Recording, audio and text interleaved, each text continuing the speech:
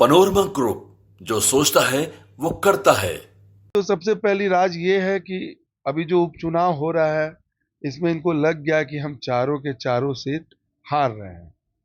तो ये एकजुटता दिखाने के लिए आनन फानन में एनडीए की बैठक बुलाई गई है। तो आज एनडीए अगर ये नया दल बना तो घोषणा कर दे बीजेपी के मुख्यमंत्री को राष्ट्र जनता दल यूनाइटेड है ताकत।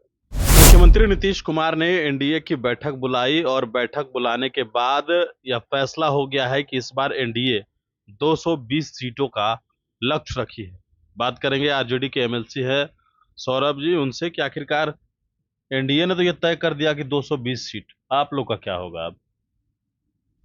देखिए, सबसे पहले तो आपके चैनल के माध्यम से हम पूरे बिहार वासियों को दीपावली की शुभकामना देना चाहेंगे और इसके साथ साथ इस अभी ये महापर्व हम लोग का आने वाला है और इतने जल्दी एनडीए की बैठक बुलाने की पीछे की राज क्या हो सकती है। तो ये एक तो सबसे पहली राज ये है कि अभी जो उपचुनाव हो रहा है इसमें इनको लग गया कि हम चारों के चारों सीट हार रहे हैं।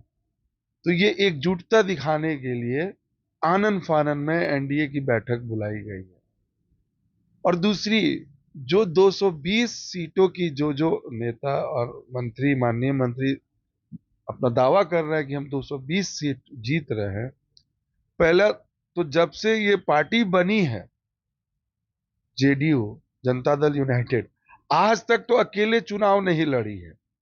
आज तक तो बैसाखी पे चुनाव लड़ी है। नहीं, अब ये कहा जा रहा है कि अब एनडीए कहा जाएगा, कोई पार्टी का नाम नहीं लेगा। अच्छा ठीक है, एनडीए ही कहा जाएगा। तो ये एनडीए में दो पार्टी है ना, घटक दल।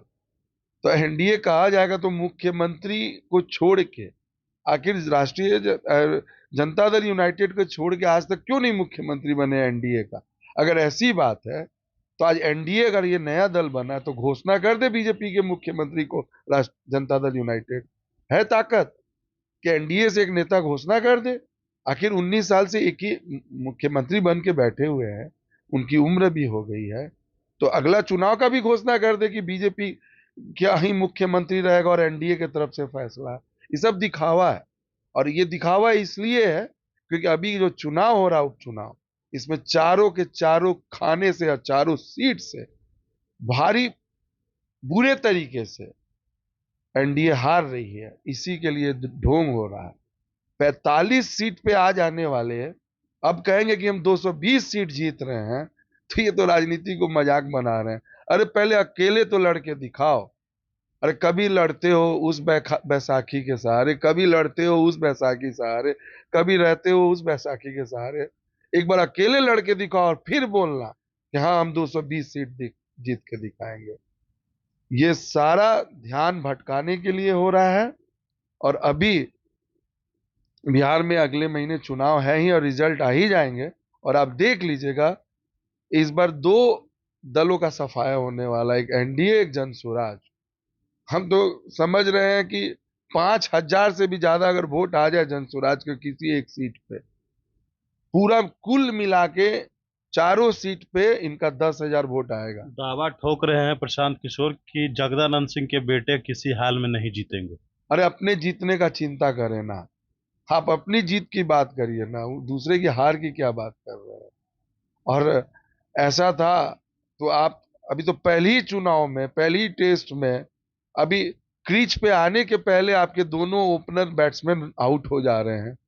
वो भी मतलब कहिए तो इस अभी ग्राउंड में आने ही के पहले वो लोग रिटायर हट हो जा रहे हैं। वो दल क्या चुनाव जीतेगी और वो क्या बात करेगी?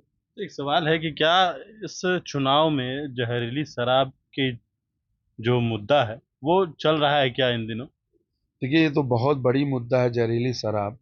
अभी आप देख लीजिए, हमारे माननीय मुख्यमंत्री जी चुनाव को लेके आज जो भी 2 दिन पहले पटना में मेट्रो को लेके कितनी बड़ी घटना घटी।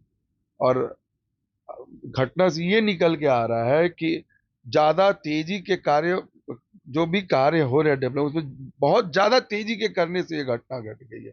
इनको तो इलेक्शन पकड़ना है और इलेक्शन के पहले फीता काट लेना है। उस चक्कर में आज 2-3 गरीब मजदूर की मौत हो गई, कितने मजदूर घायल हो गए। तो इस तरह का जो ये जेडीयू करती है, जहरीली शराब हो, स्मार्ट मीटर हो, सर्वे हो, और आज तो बेतिया, जिस बेतिया निकाय क्षेत्र से मैं जीत के आया हूं, वहां पे तो अभी 2 अक्टूबर को माननीय प्रधानमंत्री द्वारा एक ऐसे प्रोजेक्ट का उद्घाटन किया गया है जो अभी तक बना ही नहीं है। तो हमारे माननीय प्रधानमंत्री हो या अब हम देख रहे हैं माननीय मुख्यमंत्री हो, इन लोगों को शिलान्यास और उद्घाटन करने की होड़ लगी रहती है। तो ये तो एक बहुत बड़ा मुद्दा है ही, जहरीली शराब। और इस पे तो हम बहुत पहले भी बोल चुके हैं, सारी बोली रही है, इतनी सारी मौतें हो रही है। लास्ट पिछले कुछ दिन पहले इसी महीने में सिवान छपरा में तो सैकड़ों मौत हुई है। और ये तो मुद्दा है ही, और ये मुद्दा बहुत बड़ा मुद्दा है। और हमारी सरकार आएगी तो इसमें तो पक्का है कि इस कानून में 100% चेंज किया जाएगा। चलिए बिल्कुल, तो हमारे साथ राजद के एमएलसी सौरभ कुमार थे और आपने सुना है इनकी तमाम बातों को। बिहार में 4 सीटों पर होने वाले उपचुनाव में एनडीए हार रही है बुरी तरीके से। इस वजह से आनन फानन में ये बैठक बुलाई गई थी। बड़ी इंफॉर्मेशन के साथ नमस्कार।